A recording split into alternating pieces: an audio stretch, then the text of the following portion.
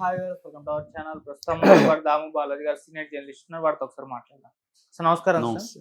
Sir నిన్న Manchu Manoj police స్టేషన్‌లో complaint ఇవ్వడంతో పాటు జల్పల్లిలో నివాసం దగ్గరే అక్కడే గేట్ దగ్గర కూర్చొని నిరాహార దీక్ష చేశాడు.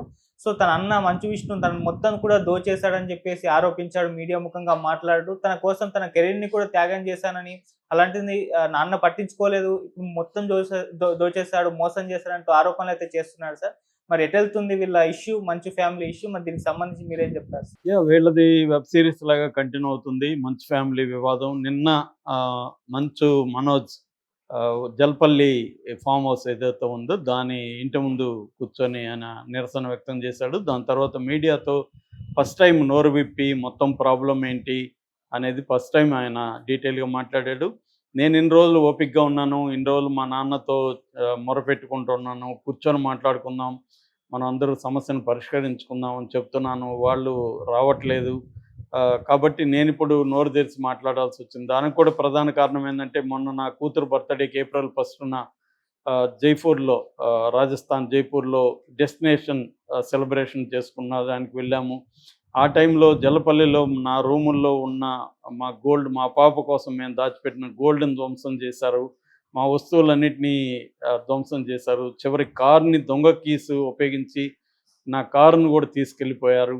సో నా వస్తువులంతా బయటపడేశారు. నిజానికి హైకోర్టే ఇంట్లో ఉండే పర్మిషన్ ఇచ్చింది నాకు, కానీ వీళ్ళు నన్ను బయటికి తరిమేస్తున్నారు అనేది అతను ప్రధానమైన ఆరోపణ. ఈ ఆరోపణతో పాటు విష్ణుకి చిన్నప్పటి నుంచి నేనంటే కుళ్ళు, నాకంటే 4 ఏళ్ళు పెద్దోడు, కానీ నన్ను చూసి ఓర్చుకునేవాడు కాదు. అందువల్ల అతను ప్లాన్డ్గా మొత్తం ఆస్తి అంతా కూడా అతను దోచేసుకున్నాడు అనే మాట కూడా అన్నాడు.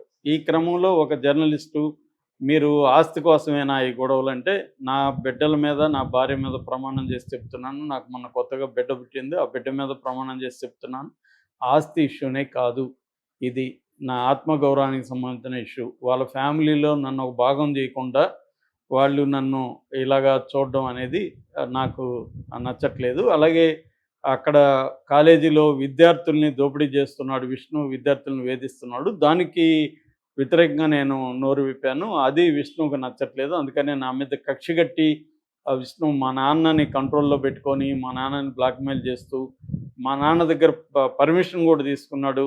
మనోజ్ జుట్టు నా చేతిలో పెట్టుకుంటాను, మనోజ్ని నేను ఒక ఆట ఆడిస్తాను అని మా నాన్న దగ్గర కూడా అతను మాట తీసుకున్నాడు.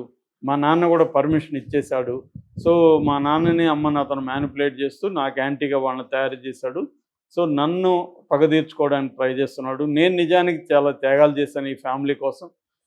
పాండవులు 9 సినిమా వచ్చినప్పుడు నాకు ఇష్టం లేకపోయినా లేడీ గెటప్ వేశాను. నువ్వేస్తే బాగుంటుందిరా, వాడి కెరీర్ నిలబడుతుంది, నువ్వేస్తే సరదాగా ఉంటుంది, నవ్వుతారు జనం, కామెడీ వస్తుంది అని మా నాన్న చెప్తే నాకు ఇష్టం లేకపోయినా చేశాను. నేను వేరే బ్యానర్లో ఏదైనా ఒక హిట్ సినిమా తీయగానే మా వాళ్ళు విష్ణు వచ్చి నన్ను బుక్ చేసేసేవాడు వాళ్ళ సినిమాలకి. అలాగా నేను ₹1 తీసుకోకుండా విష్ణు కోసం నా లైఫ్ని త్యాగం చేశాను. నేను అట్లాగే అక్కడ కూడా విద్యానికేతన్ సంస్థల్లో కూడా నేను ఎటువంటి రివార్డు కానీ డబ్బులు కానీ తీసుకోకుండా పనిచేశాను.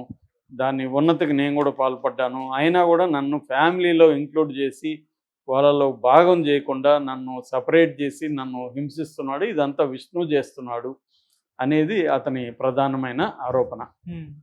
సో ఇది ఇప్పుడు దీన్ని మనం బయట ఎలా చూడాలి అనుకున్నప్పుడు, అసలు దీని నుంచి మనం ఏం నేర్చుకోవాలి, దీన్ని ఎందుకు చర్చించాలి అనుకున్నప్పుడు ఏంటంటే, ఒక సెలబ్రిటీ ఫ్యామిలీలో ఇద్దరు అన్నదమ్ముల మధ్య ఇష్యూలు వచ్చినప్పుడు అది ప్రజలకు అందరికి కూడా ఇంట్రెస్టింగ్గా ఉంటుంది.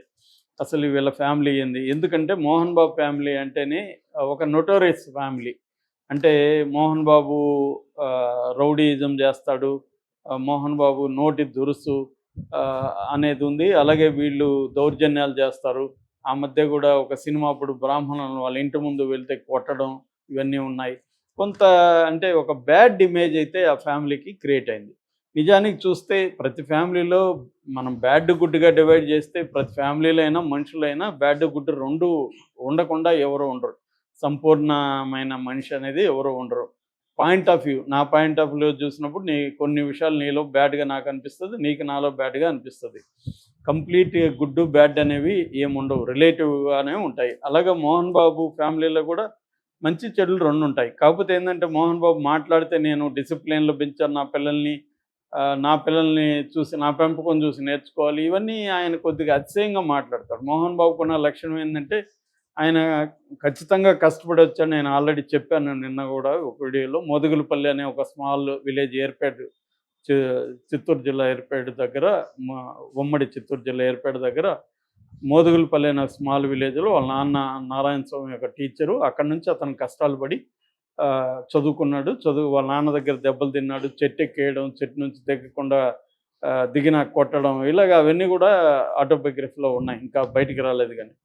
సో ఈ నేపథ్యంలో అతను కష్టపడి డ్రిల్ మాస్టర్ అయ్యి అక్కడి నుంచి సినిమాల్లోకి వెళ్ళి అసిస్టెంట్ డైరెక్టర్గా కష్టాలు పడి, ఆ తర్వాత మన తాతమ్మకలతో హీరో అయ్యి దాశరథి దగ్గర శిష్యరికం చేసి అలాగా తన టాలెంట్తోనూ హార్డ్ వర్క్తోనూ అతను పైకి వచ్చాడు.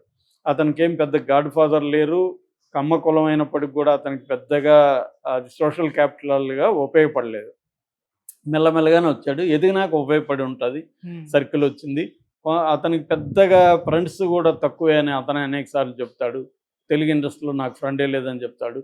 ఏదేమైనా అతను బోల్డ్గా మాట్లాడడం, కొంత అతిశయం అంటారు కదా, ఎక్కువ చేసి మాట్లాడడం, తన గురించి గొప్పలు చెప్పుకుని ఈ నేచర్ కూడా ఉంది. అంటే ఓవర్ కాన్ఫిడెన్స్తో మాట్లాడడం, ఇతరుల్ని కించపరుస్తూ మాట్లాడడం, అందువల్ల వివాదాలు కూడా వచ్చాయి అతనికి.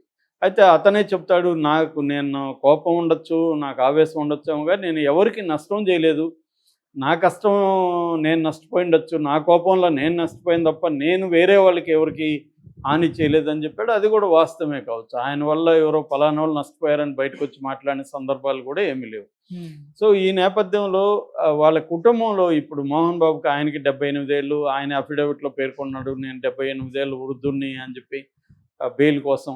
అప్పుడు ఏదేమైనా ఆయనకి లేట్ 70s, ఈ లేట్ 70sలో ఆయన పిల్లల వల్ల ఇబ్బందులు పడుతున్నాడు.